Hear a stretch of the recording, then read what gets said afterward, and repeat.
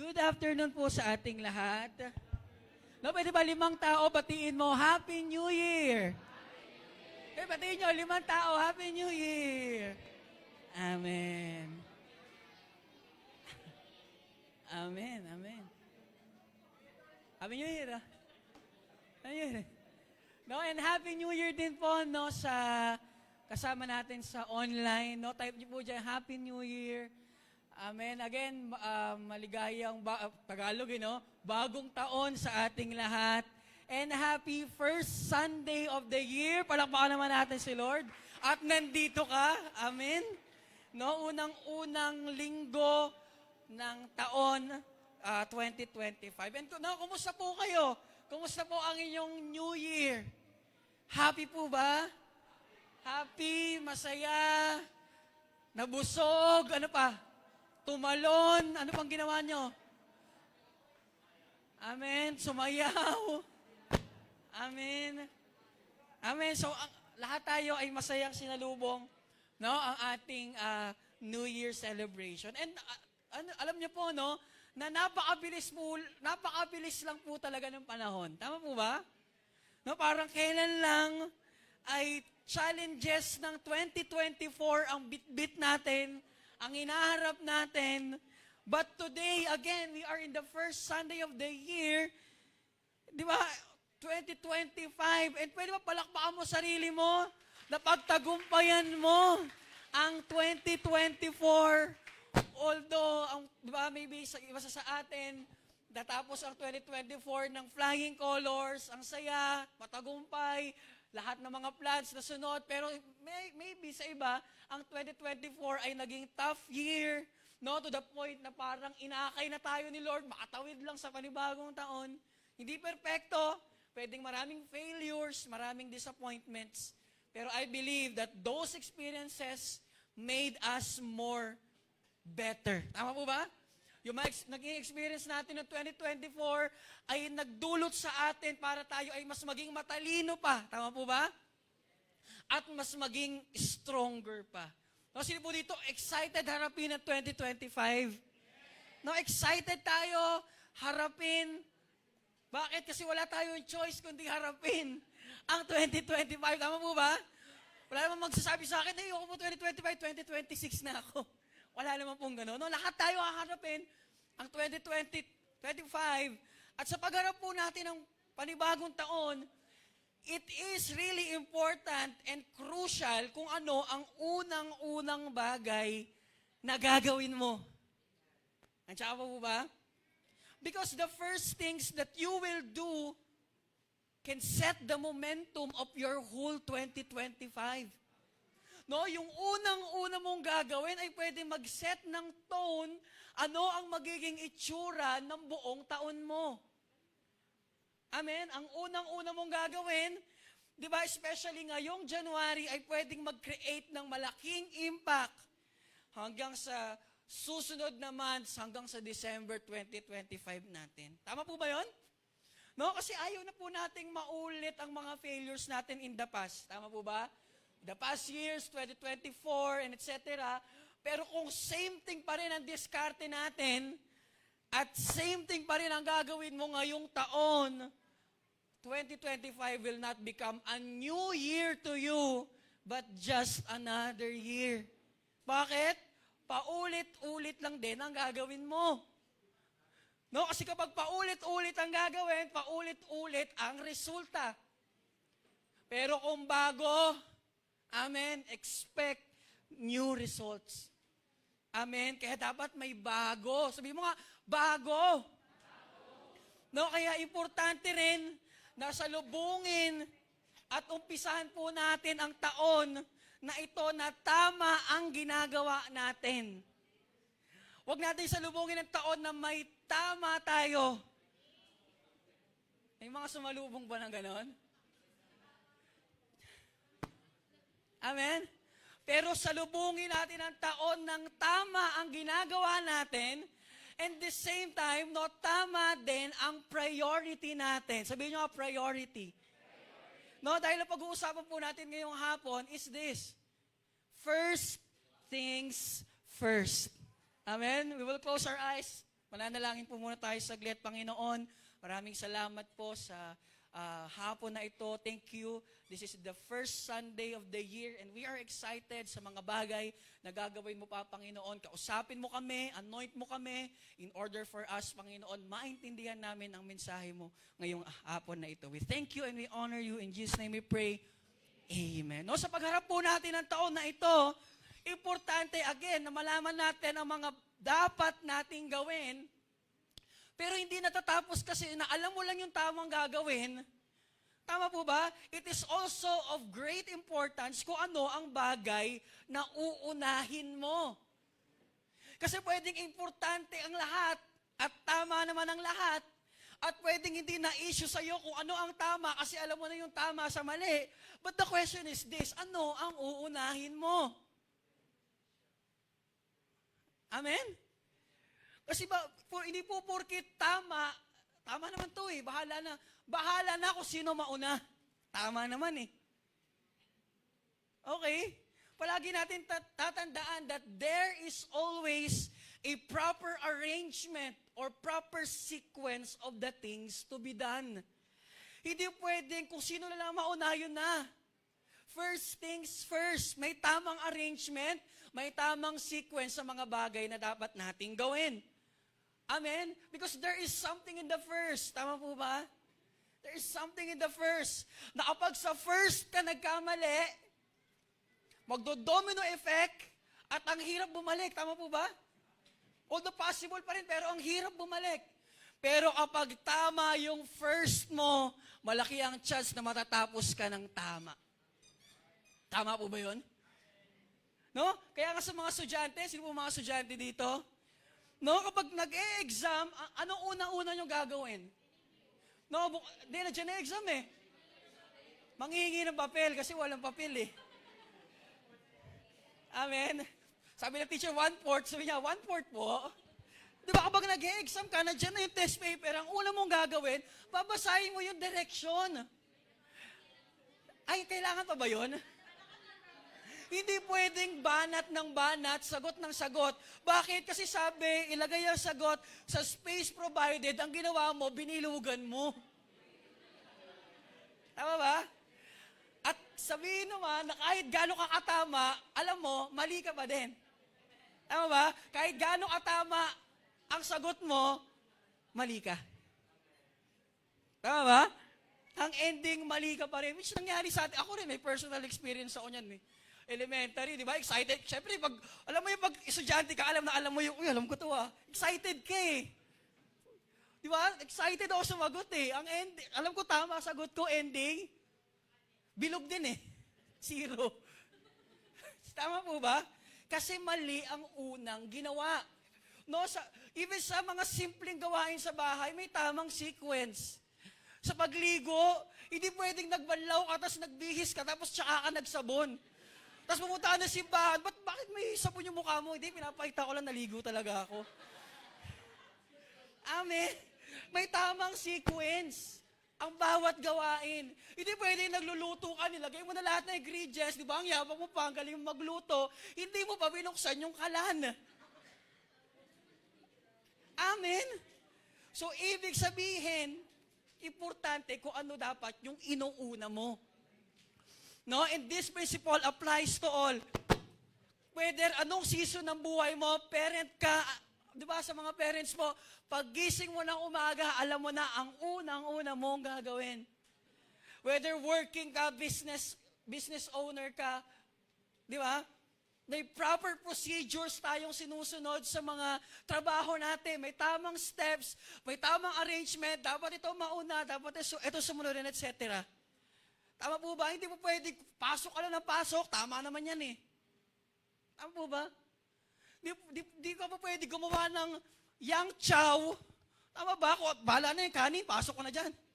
Yung margarine, pasok ko na dyan. Yung hipon. Di pwedeng ganun. Estudyante ka, definitely alam mo pagkakasunod-sunod na dapat mong gawin. And every season, even ang season ng buhay natin, may tamang arrangement.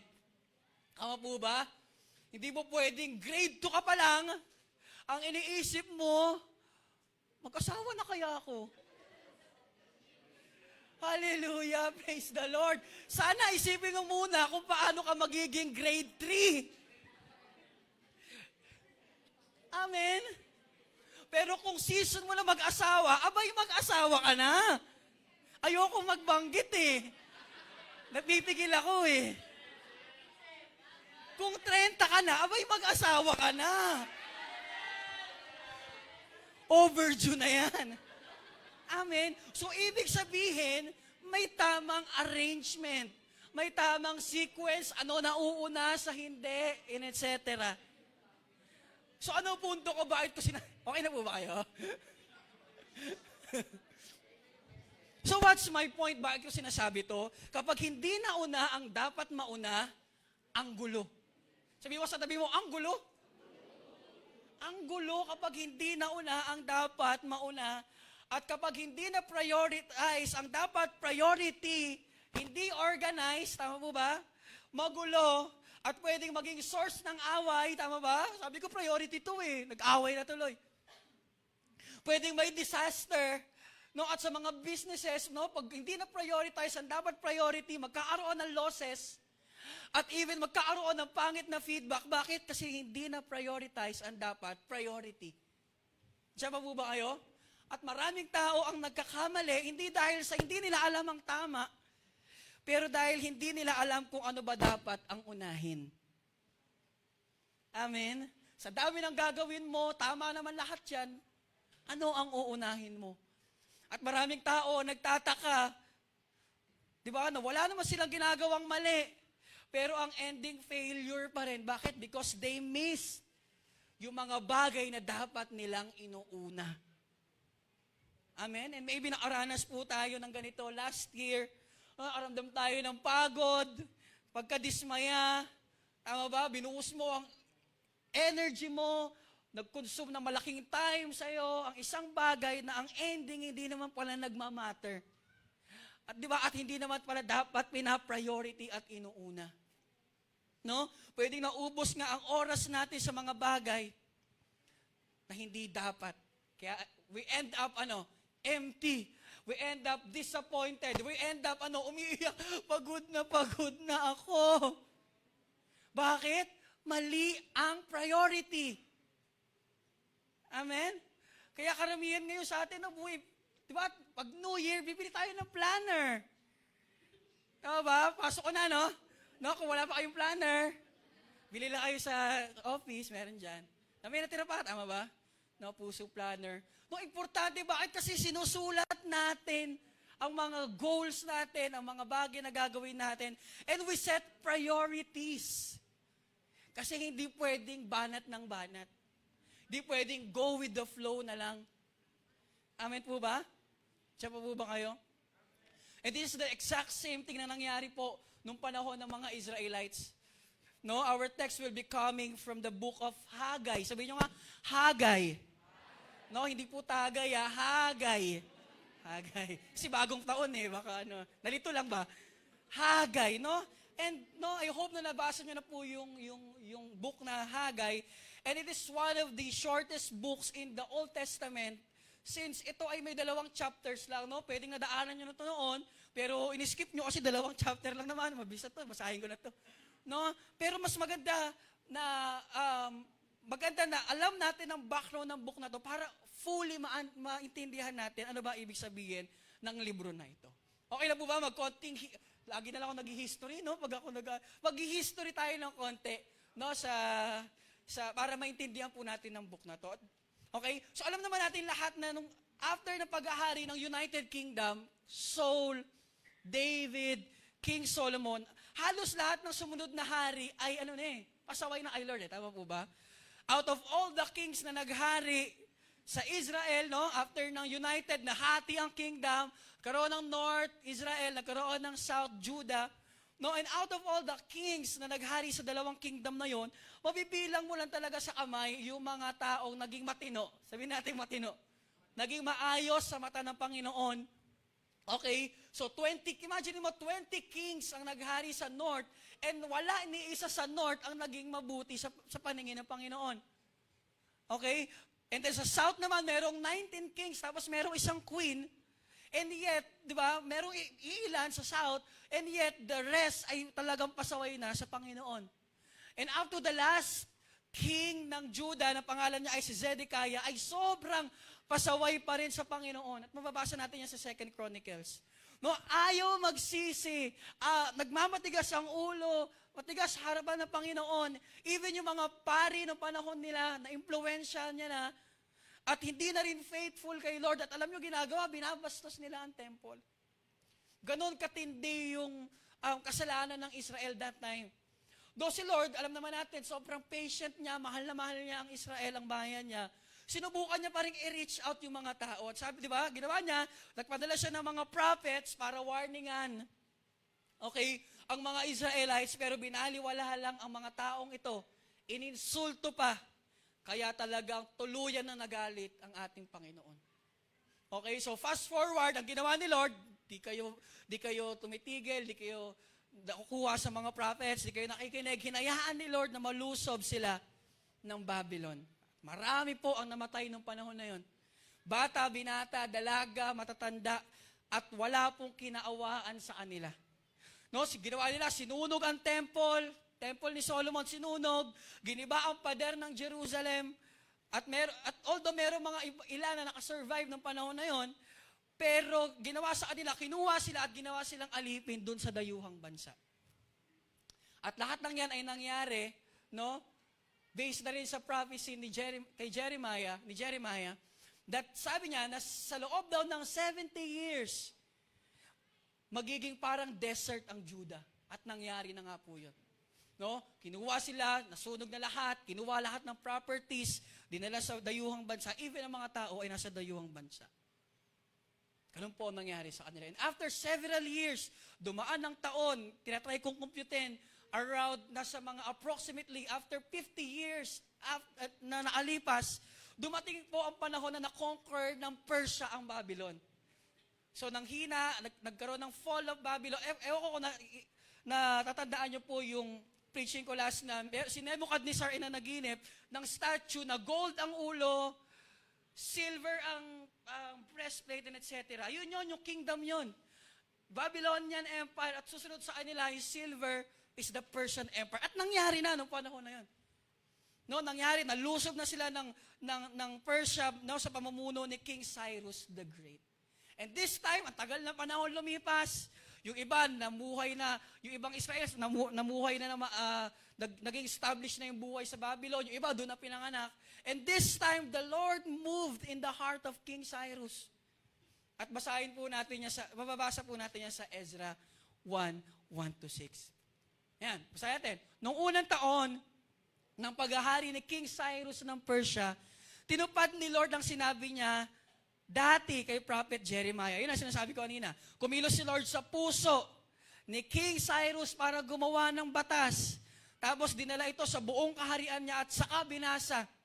Ito ang utos ni King Cyrus ng Persia. Binigay na sa akin ni Lord na Diyos ng langit at lahat ng kaharian sa mundo, at inutusan niya akong itayo ang temple niya sa Jerusalem na nasa Judah. Kayong bayan ng Diyos, samahan niya sana kayo. Pwede kayong bumalik sa Jerusalem at itayo ulit ang temple ni Lord sa Diyos, na Diyos ng Israel, ang Diyos na wina-worship ng Jerusalem. Yung mga bihag na nasa iba't ibang lugar na gustong bumalik sa Jerusalem, tutulungan sila ng mga kapitbahay nila. Bibigyan sila ng silver, bibigyan din sila ng gold, mga hayop, pati mga handog na regalo para sa temple ng Diyos sa Jerusalem. Tapos ang ginawa nila, nag-ready na yung mga leaders ng angkan ng tribe ni na Judah at Benjamin, at yung mga priests at Levites, pati yung iba pang mga taong na-touch ng Diyos ang puso. Papunta sila sa Jerusalem at itatayo ang temple ni Lord. Tinulungan sila ng mga kapitbahay, binigyan ng silver na lalagyan, gold, mga gamit, hayop, mga mamahaling bagay, bukod pa sa mga offering para sa temple. So nangyari, this time, nagbaba na ng decree si King Cyrus, at ang sinasabi niya, itong kautusan na to, pwede na, ina-announce niya sa lahat na nasasaupan niya, pwede nang bumalik ang Israelites sa Jerusalem for the purpose of what? Na maitayo ang temple ng Panginoon. Kasi inutusan na ni Lord si si Cyrus, King Cyrus eh.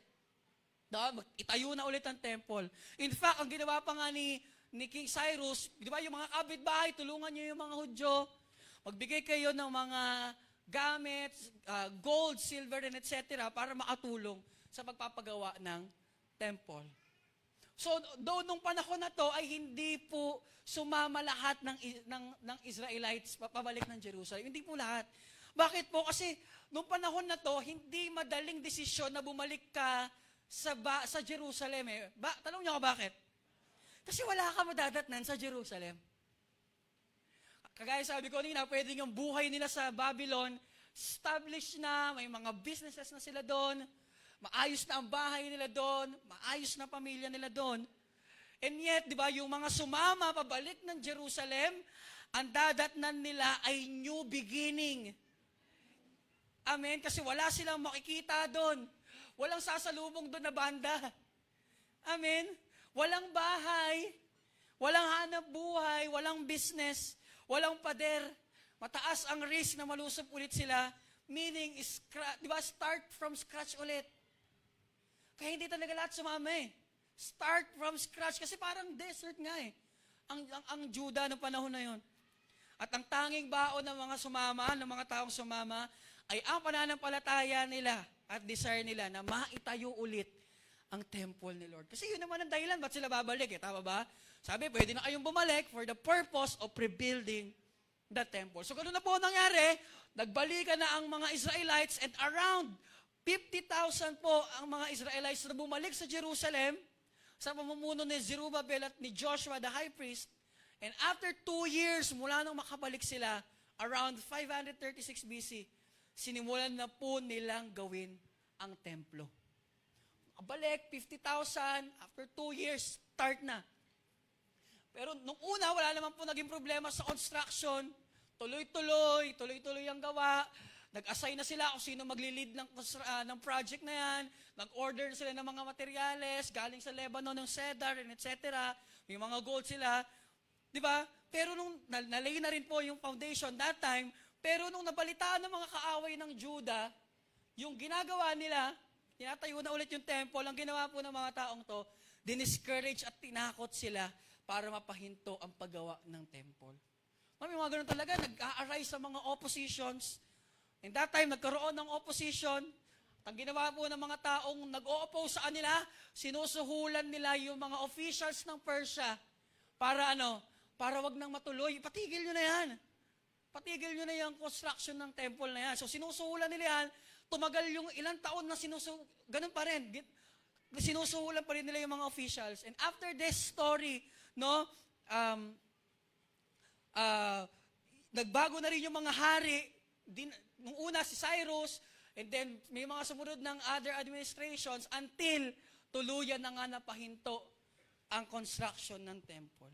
Ayun na nga, after this story, tsaka pa lang po papasok ang book ni Haggai. No? Diyan pa lang papasok, no, ang mensahe ni Haggai, no? At tingnan natin, no, basahin natin yung book ng Haggai. Tingnan natin at alamin natin bakit kinailangan pa ni Lord magbaba ng message through prophet Haggai. No? Basahin natin Haggai 1 verses 1 to 11. Nung second year ng pagiging hari ni King Darius, no, take note of that ha, si King Darius na to.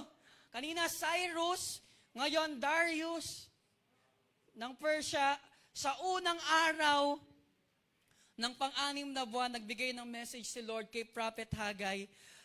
Yung message daw ay para kanino? Para kay governor, sa governor ng Judah, si Zerubbabel na anak ni Shealtiel, at sa high priest na si Joshua na anak ni Jehozadak. Ito ang sabi ni Lord na makapangyarihan. Ang sabi ng mga taong ito, hindi pa raw panahon para itayo ulit ang temple. Kaya pinasabi ni Lord kay Prophet Haggai, bayan ko, tama bang nakatira na kayo sa magagandang bahay pero yung temple ko wasak-wasak pa? Tingnan nyo ang nangyayari sa inyo. Marami kayong tinanim pero konti ang harvest nyo. May nakakain kayo pero hindi kayo nabubusog. May mga alak kayo pero hindi sapat para makalasing. May mga damit kayo pero giniginaw pa rin pag malamig. At sumasweldo kayo pero kulang na kulang pa rin. Sounds familiar ba? Isipin nyo kung bakit ganyan ang nangyayari. Umakyat kayo sa mga bundok at kumuha kayo ng kahoy, itayo nyo ulit ang temple, tapos nun matutuwa ako at sasambahin nyo ako kung paano ako dapat sambahin. Nag-expect kayo na maraming harvest, pero konti lang ang naani nyo. At nung iuuwi nyo na ang harvest, hinihipan ko ang mga yon, sabi ni Lord. Bakit? Kasi hinayaan nyo lang na wasak-wasak ang temple habang busy kayong nag-aayos ng kanya-kanya nyong bahay. Kaya hindi bumubuhos ang ulan at walang tumubo sa lupa. Pinatuyo ko ang lupa, mga bundok at bukid, mga taniman ng ubas, olive tree at lahat ng pananim.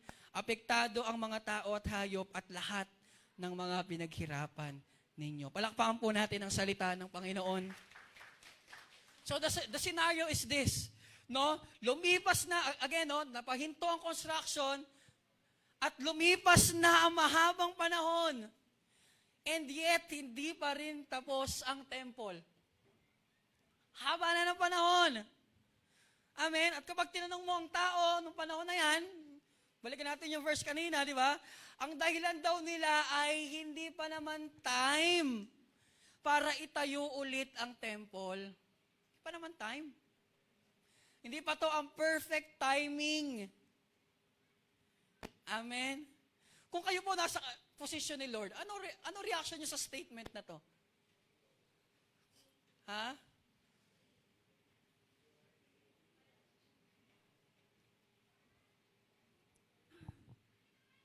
Ano pong reaction natin? Papawaw ka na lang siguro, no? Wow! I like this statement. Tama ba? Kagaya na nabasa natin kanina, hari, nung bago sila umalis, ang hari si King Cyrus. Pero nung time na nagsalita na si Lord kay Prophet Haggai, naghahari na si King Darius at nasa ika-second year na siya ng paghahari niya. So meaning, nagpalit na ng administration, at alam niyo po ba, after ni Cyrus, may dalawang hari pa ng daan bago si Darius. No? Meron pang Cambyses, meron pang Smerdis, tapos naging Darius. So anong ibig sabihin nun? At, di ba? Kung bibilangin natin ang time simula noon napatigil, ang construction, approximately 16 years na ang nakalipas. And yet, these people will say, hindi pa time. Pa naman time to rebuild the temple. Inalaw sila ni Lord na bumalik sa Jerusalem.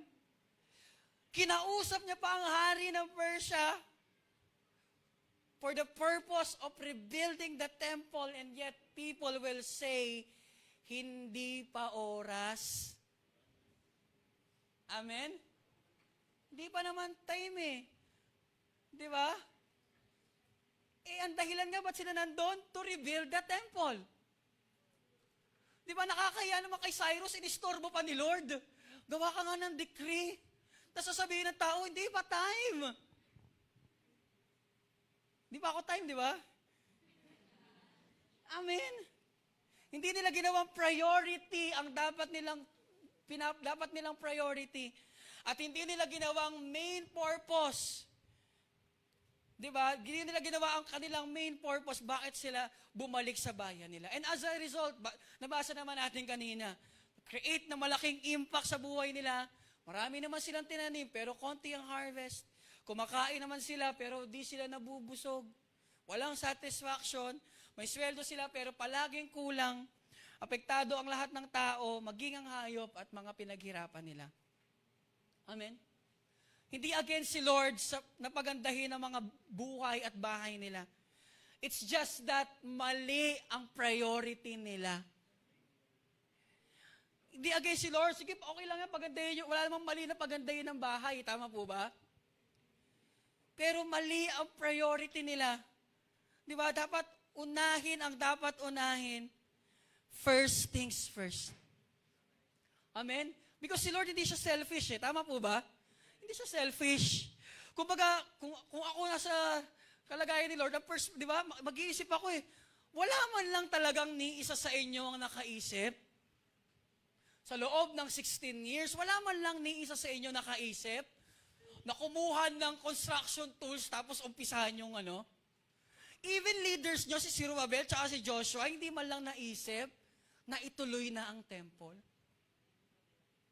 Amen? Kasama nyo si Lord pagbalik ng Jerusalem, then all of a sudden, lumipas ang panahon na wala ng tuluyan sa equation si Lord. Amen? Sa totoo lang, sobrang patient ni Lord eh. Abutin pa naman ng 16 years bago siya magsalita kay Hagay. Inabot pa ng 16 years. So, ibig sabihin, si Lord, nagbigay siya ng sapat na time, nagbigay pa siya ng benefit of the doubt, hindi, siguro talagang sobrang busy lang nila. Amen? Binigyan niyo pa ng time, ng sapat na time para umpisahan at tapusin ang project, ang temple, pero wala ni isang nag-initiate para matapos ang temple. Kaya ginawa ni Lord, kinausap niya na si Hagay, pinadala niya na si Hagay para para i-rebuke ang mga tao. Amen? And the same way with us, sa pagharap po natin ng new beginning, year 2025, importante na alam natin kung ano ang priority natin. Amen? Importante, na alam natin ang mga bagay na dapat nating inuuna at mga bagay na dapat natin binibigyan ng focus, binibigyan ng oras, binibigyan ng energy, ng effort, etc. Dapat alam natin yan. Amen? So, ano gagawin ko? Ano gagawin natin? Isang bagay lang. Let us prioritize God. First things first. Priority natin si Lord. Amen? Ayan. Ang unang-una nating gagawin ngayon taon is what? Ay i-prioritize ang ating Panginoon. Kasi bakit? Kasi kung gusto mo talaga ng maayos na year 2025, umpisahan din natin na ginagawa ang tama at pinaprioritize si Lord. Kasi ang hirap mag-expect ng, ng tama, pero umpisahan mo, mali eh. Amen? Puro mali ang ginagawa mo, what can you expect? And maybe naranasan din po natin ang naranasan ng Israel. Marami ka namang tinatanim eh. Pero ang ending, konti ang harvest mo. Ginagalingan mo naman sa work eh. Ang dami mo nang work eh. Lahat na ng side hustle, pinasok mo eh. Multiple na ang work mo, pero bakit hindi pa din sapat? Amen? Kumakain ka naman, pero hindi ka nabubusog. Meron ba nandito? Kain ka ng kain, pero hindi ka nabubusog. Ibig sabihin, walang satisfaction. Amen? Pinipilit mo namang ayusin ang mga bagay na ginagawa mo. At alam mo sa sarili mo, tama naman yan, pero there is something wrong. At alam mo, may kulang pa rin. And maybe lahat ng yan ay nangyayari at nararanasan natin. Bakit? Mali ang priority. Kasi mali ang pinagtutuunan ng pansin. Amen? The best time to reflect and assess is not tomorrow, pero now na. Sabi mo, now na. Ngayon na ang tamang panahon para mag-assess. Mag-reflect tayo sa kung ano nangyayari sa buhay natin. Sabi ni Lord sa verse, isipin nyo kung bakit nangyayari sa inyo yan. Mag-reflect tayo. Di pwedeng banat ng banat. Take time. Di ba? Take time to assess yourself. Kasi kung paulit-ulit ang nangyayari sa iyo over the years, maybe there is something wrong. Paulit-ulit. Ilang taong ka na, paulit-ulit pa rin. There is something wrong. Di ba? At tanungin mo ang sarili mo, ano ba talaga priorities ko? Amen? Ano ba talaga ang priority ko sa buhay? Kaya sana talagang naglalaan tayo ng oras para mag-reflect ng sarili. Ako personally, siguro, naging habit ko na siya, nag-aano talaga ako, hilig kong ano eh. Kaya sabi ni Jen, minsan, parang, may trabaho ka, hindi, ang hilig ko lang talagang magkakalikot na nagsusulat, na kung ano-ano. Kasi gusto ko yung nag-a-assess eh. Gusto ko yung nagre-reflect. Kaya sana, di ba, wag lang galaw ng galaw, upo din. Mag-reflect, mag-assess. Amen? Ano ba talaga priorities? Tanungin ko kayo, ano ba priorities ninyo? Amen? Ano ba priorities natin sa ating mga buhay? Sabi nila, may paraan daw para malaman mo ang priorities ng tao. No? Unang-una daw, malalaman mo daw ang priorities ng tao based kung paano sila magdesisyon. Tama ba? Kung paano sila mag-decide, doon naka-base ang kanilang priority. Let's say, for example, you have the choice of magtatrabaho ka o mag-aaral ka. No, kung ano pinili niya, yun ang priority niya.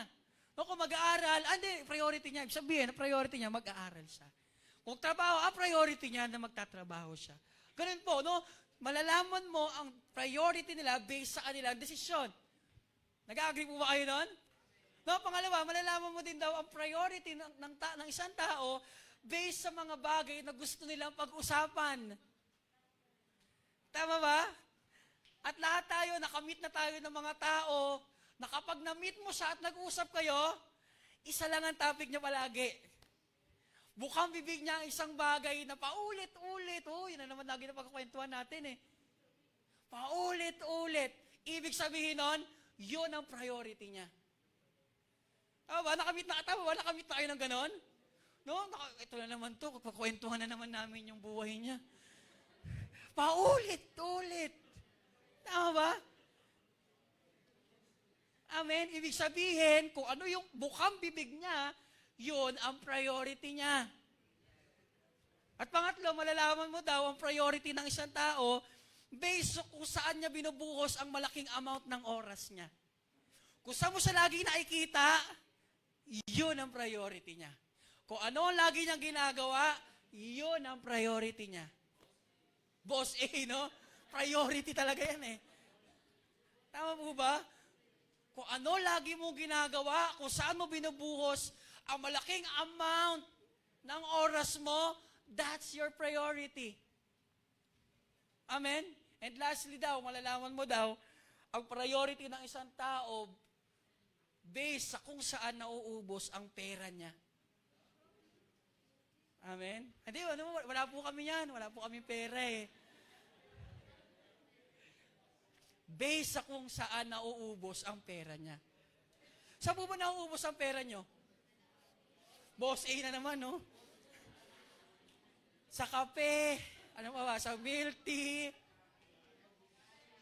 sa gala, sa swimming. Kung saan nauubos ang pera mo, that is your priority. So tatanungin ko ulit kayo. Bigyan kayo ng guidelines. Ano nga ang priority nyo? Siya? Amen. Ano ang priorities natin sa buhay? Amen? Kasi kung ano ang priority mo ngayon will reflect in your future. Kung ano ang priority mo ngayon, magdidictate kung ano ang muka ng future mo. Amen? At kung ano tayo ngayon, ay produkto lang din ng priorities na ginawa natin noon. Tama ba? Kung bakit ka ganyan, ganyan ka na talaga. Kung bakit ka ganyan, resulta yan ng mga bagay na priority mo noon. At kung gusto mo ng bright future, magandang future, dapat itama mo na ngayon ang priority mo. Amen? Andiyan pa po ba kayo? No, gaya nga nasabi ko kanina, kapag namali kasi ang priority, ang gulo. At pwede itong mag-create ng malaking impact, hindi lang sa'yo, pero maging sa mga tao sa paligid mo, and even sa mga bagay na pinaghihirapan mo. Amen? Kaya sana above sa mga goals natin, lahat tayo may goals, 2025. Pero sana above sa mga goals natin, number one goal natin, ayusin ang priority natin. ayusin natin ang priorities natin sa ating mga buhay. At magiging maayos lang yon. Amen. Kapag pinosisyon mo si Lord sa dapat niyang posisyon, at hindi yun ang huli, ang posisyon ni Lord dapat sa una. First things first. Dapat si Lord ang nasa unahan at dapat si Lord ang top priority ng buhay mo. Kasi di nyo na-assess, bakit minsan nagkakanda-trouble tayo? Yun yung mga panahon na hindi natin prioritize si Lord. Yun yung mga panahon na, alam mo yon, iba ang iniintindi mo over the Lord. Amen? May trouble talaga pag hindi inuna si Lord eh. Amen? First things first. Sabi sa tabi mo, first things first. God first. Unahin ang ating Panginoon. This time, 2025 will be a new year to us. And what we will do is, we will prioritize our relationship to the Lord. Pwede ba prioritize natin yung relationship natin sa Panginoon? Bakit?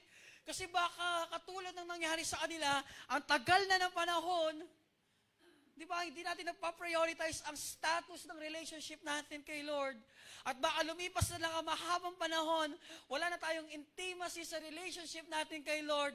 At baka sa sobrang busy natin na ayusin at pagandahin ang relationship natin sa ibang tao, yet yung relationship natin sa Panginoon parang temple. Wasak-wasak. I'm nothing against sa mga, di ba? Okay yan, pagandahin natin relationship natin sa ibang tao. Lagyan mo ng decoration. Pagandahin natin. Okay lang yan. Pero wag naman, di ba? Last priority si Lord. Kinausap mo na lahat ng tao sa church, si Lord hindi mo kinausap. Amen? Paano natin mapaprioritize si Lord? Let's prioritize His presence. Prioritize God's presence.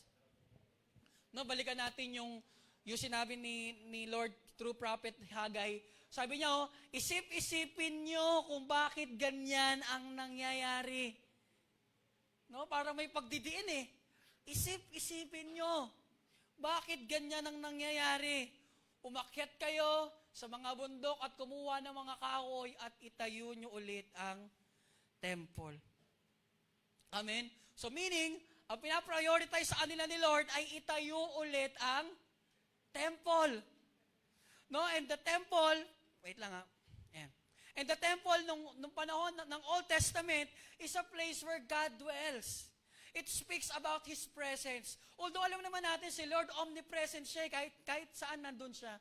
Pero there is a place, His temple, na talagang nagdidwell ang presence ng Panginoon. Bakit magulo nangyari sa mga tao that time? Kasi hindi nila priority ang temple. Hindi nila priority ang presensya ng Panginoon. Alam mo, magulo talaga ang buhay na wala ang presence ni Lord. Pag wala presence ni Lord, ang gulo. Kaya sabi ng word, isip-isipin nyo. Again, mag-reflect. Again, mag-assess tayo. Kasi paano natin nakakaya na nabubuhay tayo sa araw-araw na malayo sa presence ni Lord? Amen? Kung last year, laging last priority ang presence ni Lord, this year, we will make a decision na uunahin na natin ang presence ni Lord. Unahin natin ang mga bagay na maglalapit sa atin sa presensya niya. Amen? Unahin natin yung mga bagay na maglalapit sa atin sa Panginoon. Tama ba? Sa Sunday services, nandito ba ang presence ni Lord? Amen. Kaya sana huwag kang mawawala. Sabi mo, huwag kang mawawala. Tama ba? Sana huwag kang mawala sa Sunday service. Kahit gaano kahirap. Amen. Huwag kang mawawala, huwag kang magpapahuli. At kapag naglatagan ng options, sana lagi mo piliin presence ni Lord. Amen? Sana piliin mo palagi si Lord.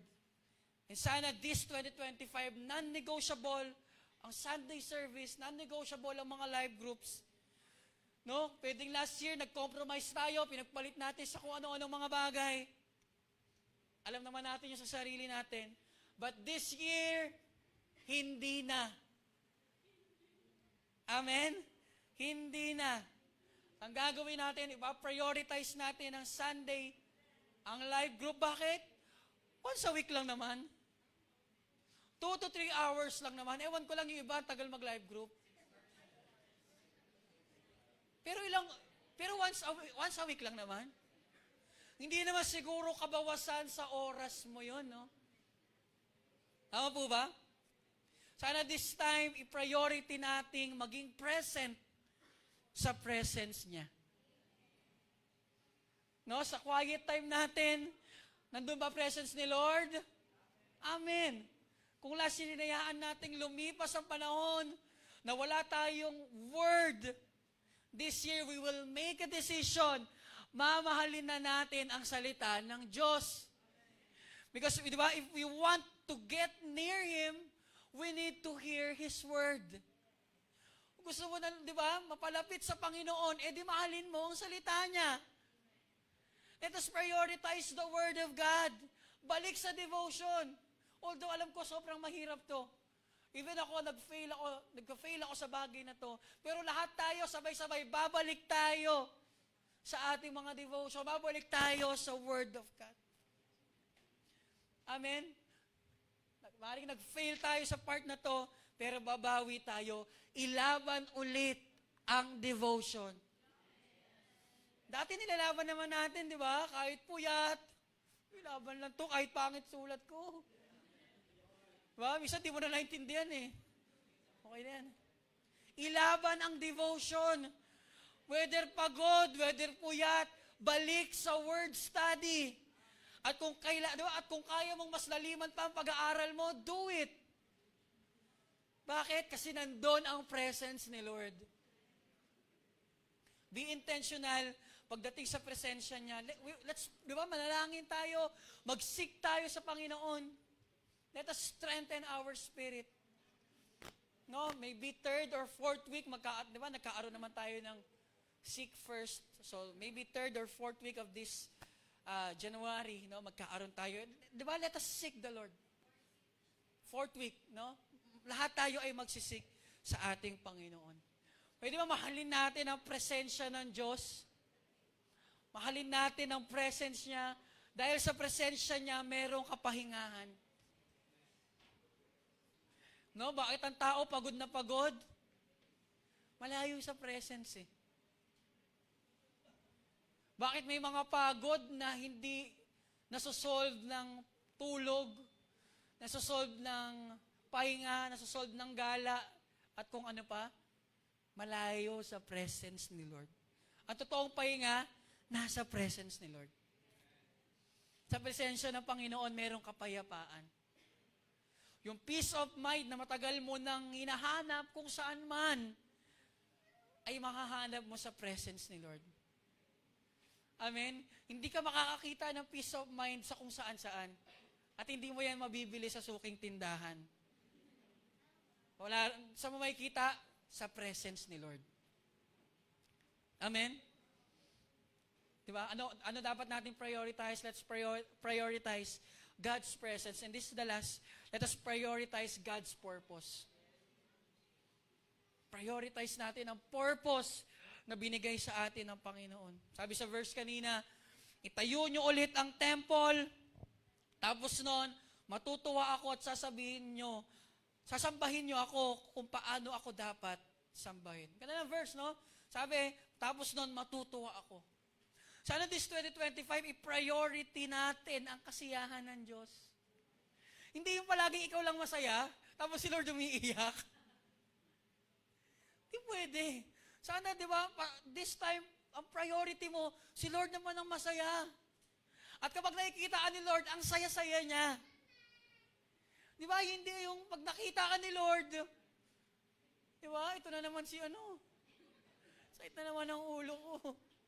Sana priority natin ang kasiyahan ng Diyos. Di ba?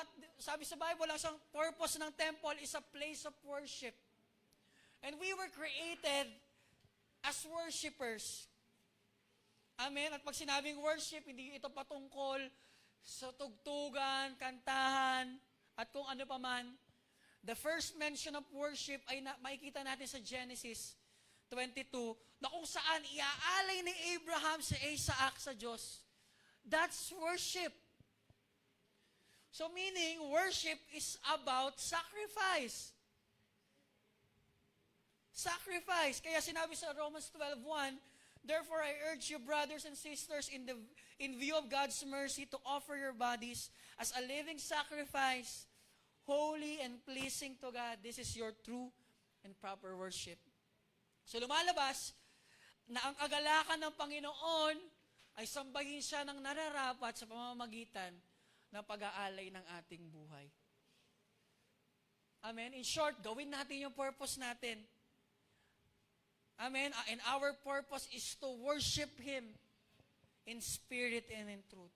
Our purpose is to love Him and to love His people. Mahalin natin si Lord. At mahalin natin ang mga tao. Worship God through sacrificing ourselves. No, imaginein mo, kung ginagawa natin ang mga bagay na yan, you are serving God, and you are serving the people He loves. Ewan ko na lang, kung hindi mo mapangiti ang ating Panginoon. Amen? Bigay mo ang buhay mo kay Lord. Meaning, maglingkod tayo kay Lord. Amen? I-prioritize natin ang paglilingkod natin sa Panginoon. No, kaya pag sinabihan tayo, serve na tayo. Serve talaga tayo. Pag sinabing maglingkod na, maglingkod ka talaga. And this time, no more excuses. Diba? Yung sinasabi ng mga Israelites, di pa naman time na i-rebuild ang temple. Hindi, pinapaganda pa naman namin ang bahay namin. Tawag doon, excuses. Amen? But this time, wala na tayo niyan. Amen po ba? No more excuses. Kasi kung tutuusin, sa totoo lang, ang dami nating excuses eh. Kung excuses lang pag-uusapan, hindi tayo mauubusan ng excuses. Amen? Kung minsan nga, yung mga excuses na walang connect, dahil sobrang galing mo talaga mag-excuse, na ilulusot mo eh. Pasok pa rin eh. Tama ba? Kung excuse na pag-uusapan, kaya natin gawa ng paraan. Pero this year, 2025, hindi na natin bibit-bitin ang mga excuses na yan. Amen? Di ko sinasabing bagong excuse naman, para medyo maiba naman. Di ko sinasabing ganon, pero dapat wala ng excuses. No? Kasi kapag naintindihan talaga natin ang ginawa ni Lord sa cross, anong gagawin mo? Isisiksik mo sarili mo para mag-serve kay Lord. Bakit? Namatay siya para sa atin. Kaya gagawin mo, di mag-serve ako, Lord. Pang resulta sa buhay ng totoong tumanggap sa Panginoon ay buhay na naglilingkod ng buo sa Diyos. Kaya sana maglingkod tayo. Sabi mo, maglingkod tayo? Prioritize natin ng Panginoon. No, kaya pag sinabihan tayo ng pastor natin, o kaya ng leader natin, anak, ano na tayo? Serve na tayo. Year 2025, all out na tayo mag-serve. Huwag naman natin sana sabihin, Pastor, ano po? Hindi pa po time para mag-serve ako kay Lord. Bata pa po ako, tapos focus po muna ako sa pag-aaral. Tapos sabi ng bata, focus muna ako sa pag-aaral. Kumanon. Hindi, ayoko na ulitin. Nakalay pala.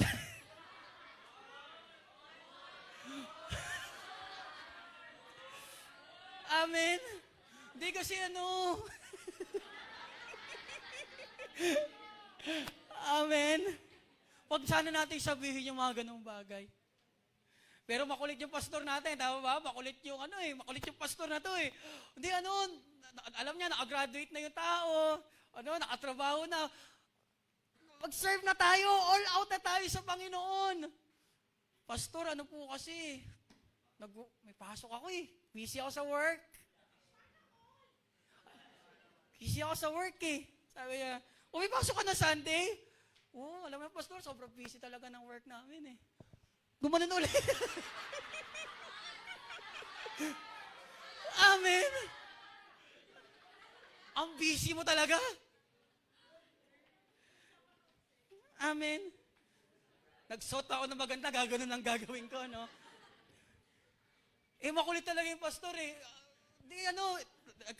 Sumabot na ng bagong season, nagkaanak na, nagkapamilya na. Tara na, tagal na kitang naantay, mag-serve na tayo sa Panginoon. Ibang year na to, ang tagal na eh. All out na tayo. Pastor, ano po kasi? Wala kasing bantay yung anak ko eh.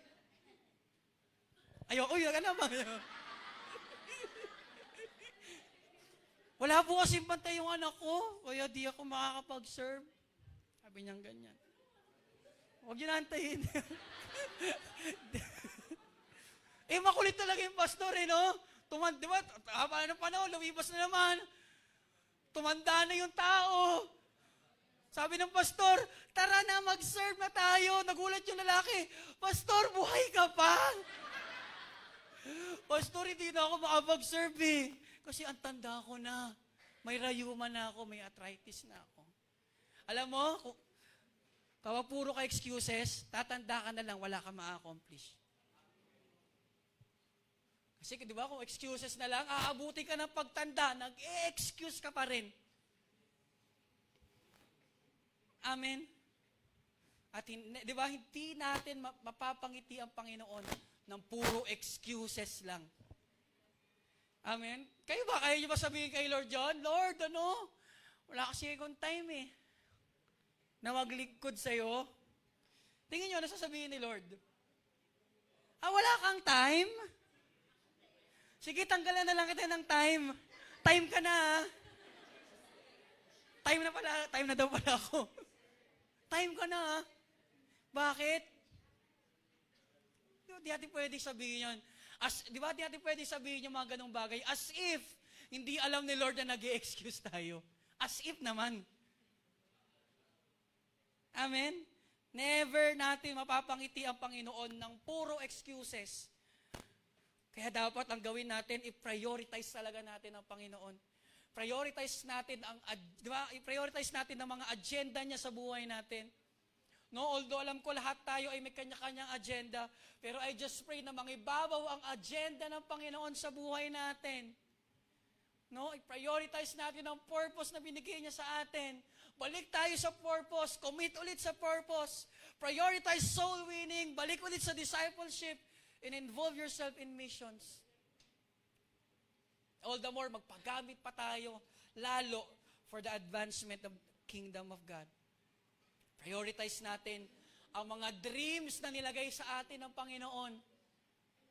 Dahil higit ang dreams ni Lord kaysa sa mga dreams natin sa buhay natin. Worship God in all aspect of our lives. No? I-worship natin ang ating Panginoon. When even maging sa area ng finances natin, let us prioritize the Lord. Let us become faithful in giving our tithes and offering sa ating Panginoon. No, hindi yung magpe-pray ka, tapos ang prayer mo ganito, Lord, sana may matira sa pera ko para may pang-tithes ako. Hindi po ganun. Pag walang natira, malas naman.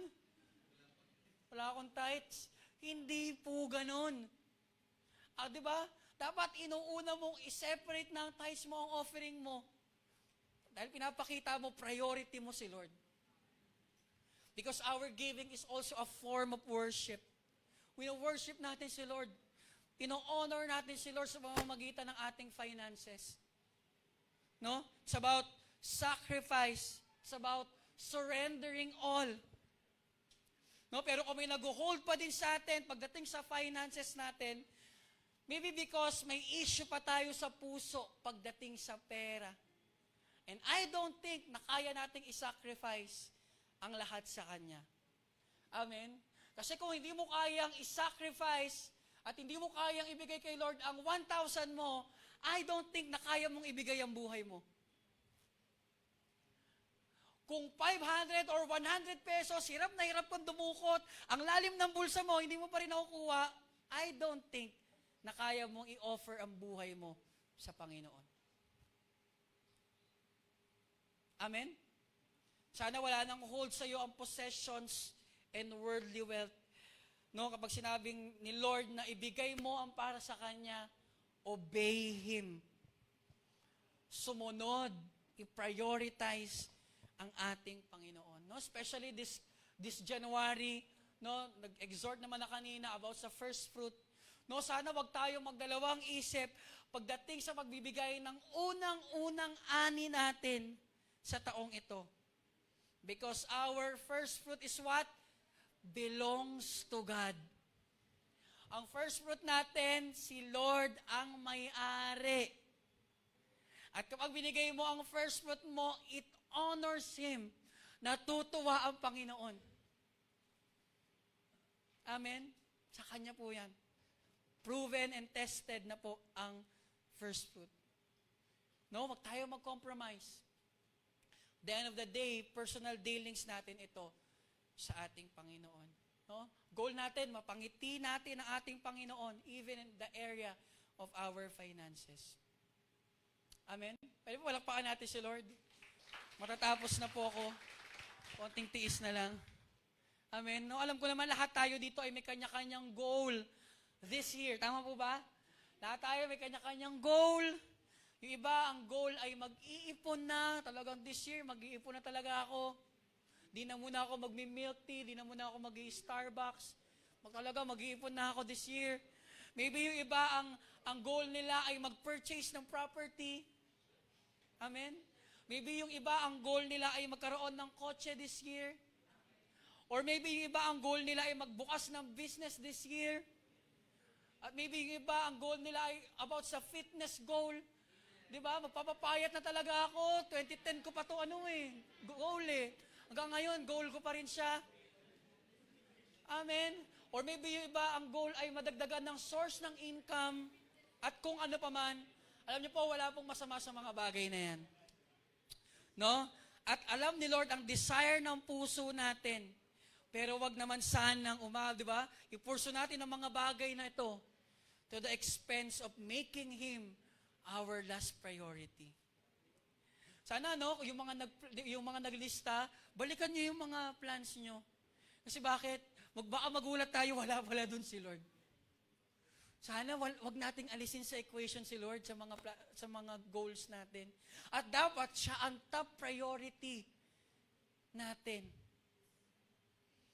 Amen? Kasi di ba, kakahabol natin sa mga gusto natin, ay possible makalimutan natin ang Panginoon. Kagaya ng nangyari sa kanila. Di ba? Pagandahan ng bahay, ganda ng mga bahay nila, kung ano pa man. Ganda ang buhay, tatanim. Pero umabot sila sa point na nakalimutan na nila ang Panginoon. Di ba? Nahuli na ang presensya ng Diyos sa buhay nila at nahuli na ang purpose sa kanilang buhay. I pray, no? Tapos na po ako. Above all the things na pinapangarap natin, lahat tayo maraming pangarap, amen po ba?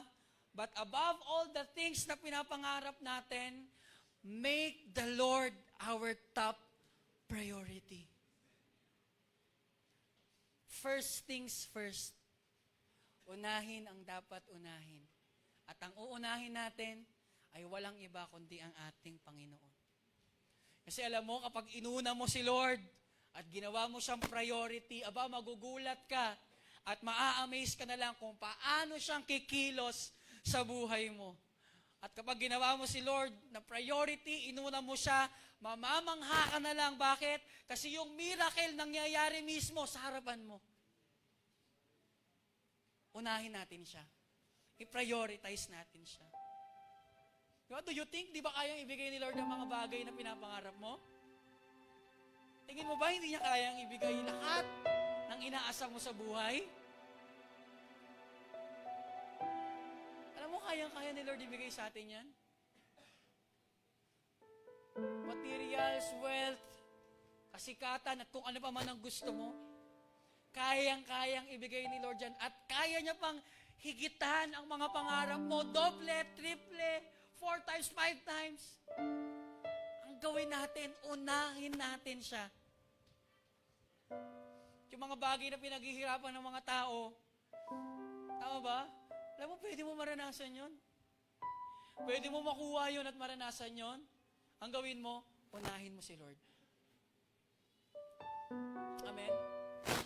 Alam natin itong verse na to, Matthew 6:33, but seek first His kingdom and His righteousness, and all these things will be given to you as well. Ano yung these things na yan? Ano yung mga bagay na yan? Yung mga bagay na wino-worry natin. Shelter, damit, pera, at kung ano pa man. All those things will be added to you, but seek Him first. Unahin natin ang ating Panginoon. Ang sarap salubungin ng taon na to na inuuna ang Panginoon. Eh di ba first Sunday, nakakatuwa, nandito po tayong lahat. Unahin natin si Lord. No, make Him our top priority. First things first. Si Lord dapat una eh. Bakit? Alam mo, kasi hindi deserve ni Lord sa huli. Kasi hindi deserve ni Lord yung tira-tira. Hindi deserve ni Lord yung binabaliwala. Deserve ni Lord sa unahan. Deserve ni Lord yung top priority ng buhay mo. Kasi bakit? Baka sobrang busy na tayo sa buhay natin. Nangangarap tayo sa mundong ito. Pero baka nalimutan na natin ang Panginoon. Baka siya kalimutan. Amen. And as I end this, no? Hindi po ba na, no, balikan ko lang yung story. Natayo naman yung temple eh. Although, di siya katulad nung dire-rebuild yung wall, 52 days natapos na. It took ilang years pa bago natapos ang temple. Pero sabi ni Lord through Prophet Haggai, walang-wala yung ganda ng bagong temple kumpara sa dating temple. No? Pwede natin basahin Haggai 2 verse 3. No, meron ba dito nakakaalala kung gaano kaganda yung temple dati? Ano sa, 'di ba? Anong tingin niyo ngayon sa bagong temple? Walang-wala ito kumpara doon. Well, totoo naman. Kasi yung temple ni Solomon, gawa sa ginto. Noong panahon nila, sobrang yaman ng Jerusalem to the point na ang silver ay parang bato. Hindi nila pinapansin ang silver. Kaya kung i-compare mo yung temple noong panahon ni Solomon sa temple ngayon, aba, tama, walang-wala yun, walang-wala ito kumpara doon.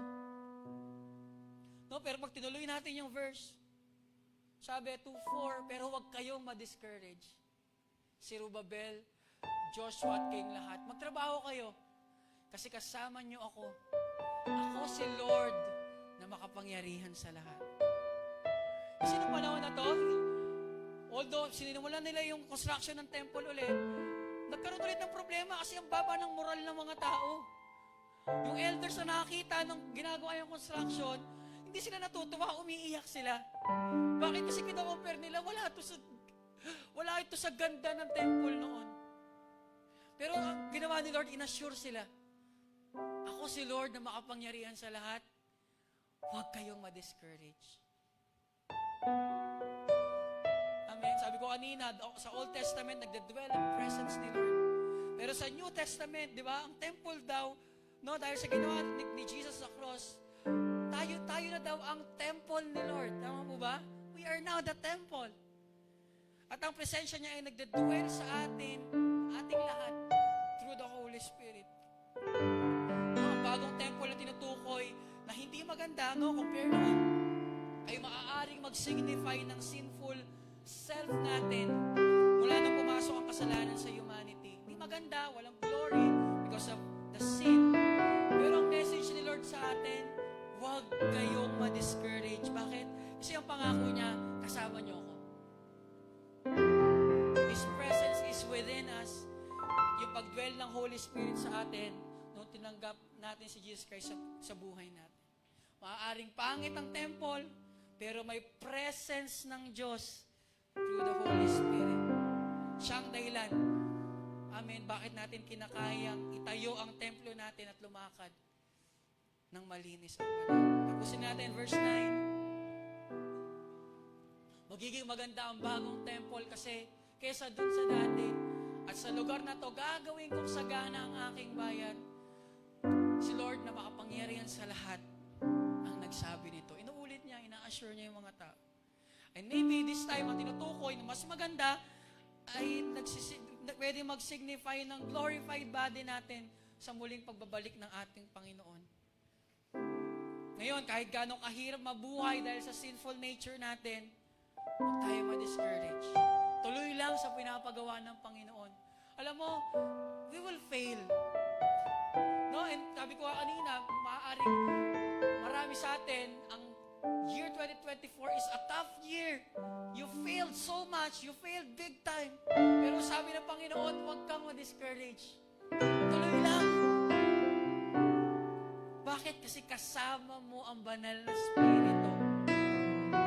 Sabi ng verse, magtrabaho tayo, meaning maglingkod tayo, kasi darating ang araw, babalik ang Panginoon. I-redeem niya tayo. Ang babalikan niya yung templo niya na may presence ng banal na Espiritu. At tayo yun. Pagbalik ni Lord, wala ng luha, wala ng sakit, wala ng hirap, at forever na nating mararanasan ang presensya niya. No? Kaya habang nasa mundo tayo, let us serve God. Prioritize natin si Lord. Di natin hawak ang buhay natin. Di natin even hawak ang oras natin. Kaya sana, unahin natin si Lord. At paglingkuran natin siya ng buo. Lahat po tayo tatayo. Hallelujah.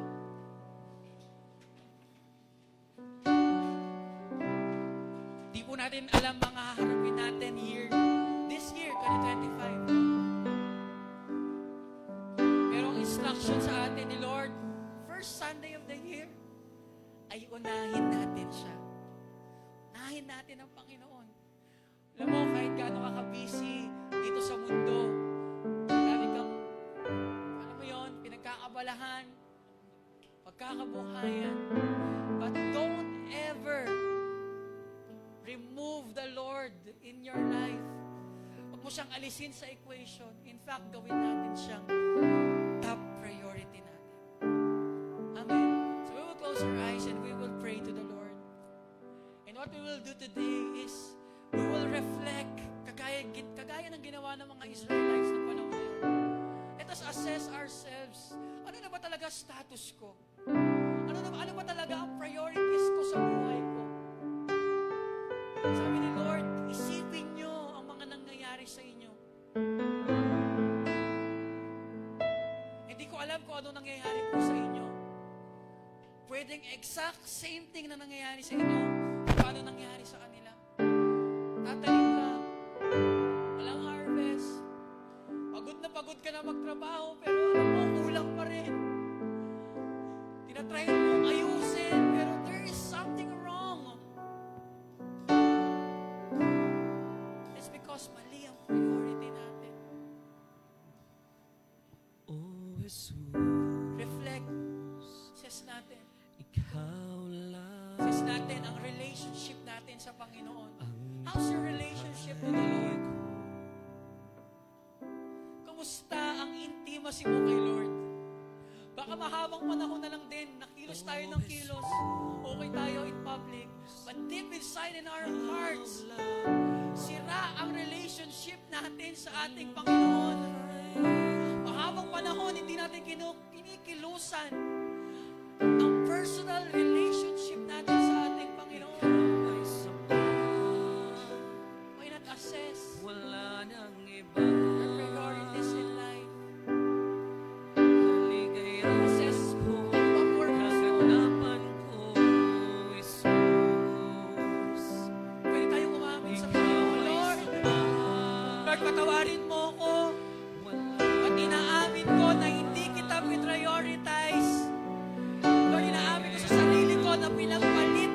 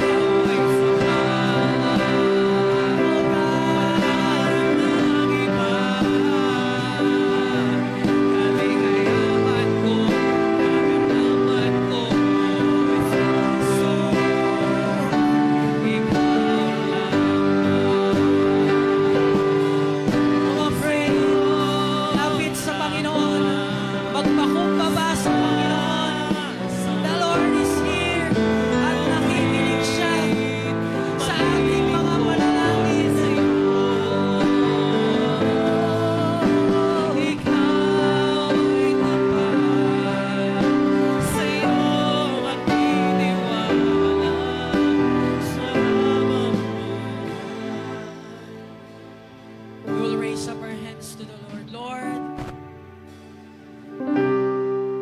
Lord, we will recommit our lives to you. Lord, gusto namin ng bago.